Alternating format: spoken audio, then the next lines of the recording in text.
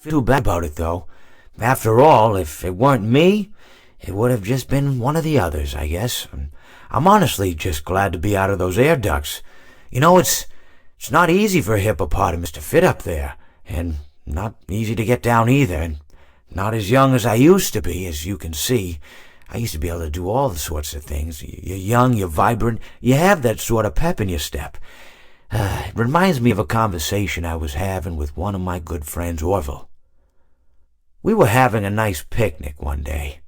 I believe it was summer. No, perhaps it was it the fall? Yes. It was the fall because the leaves had turned already. But I said to Orville, I says, Orville, I have a story to tell you. And Orville looked at me, kind of odd and said, what's it about? I said to him, not every story has to be about something, Orville. Sometimes a person just wants to talk. Why does everything have to be a story? I said to him. He just looked at me and he said, well, you said you had a story. And, he was quite right. I did, in fact. I told him I had a story.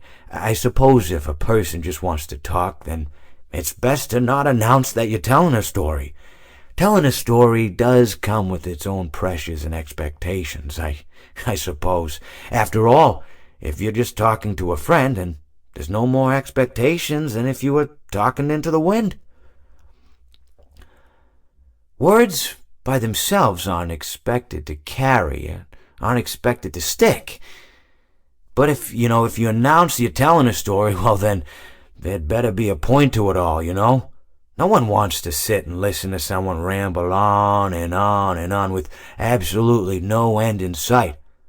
So, it's good to be mindful that when you tell someone that you're about to tell a story, that you have something to say.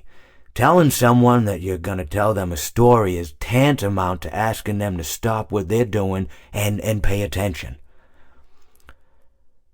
You're basically saying, hey, buddy, stop everything. Stop what you're thinking. I have a solution to everything. And, well, I didn't really have any story to tell. In hindsight, I probably just misspoke when I said that I had a story. I think it would have just been better to tell Orville that I wanted to tell him something rather than tell him that I had a story. But even then, it might have put too much importance on the whole thing. Either way, it was quite a nice day. I remember that we were drinking tea.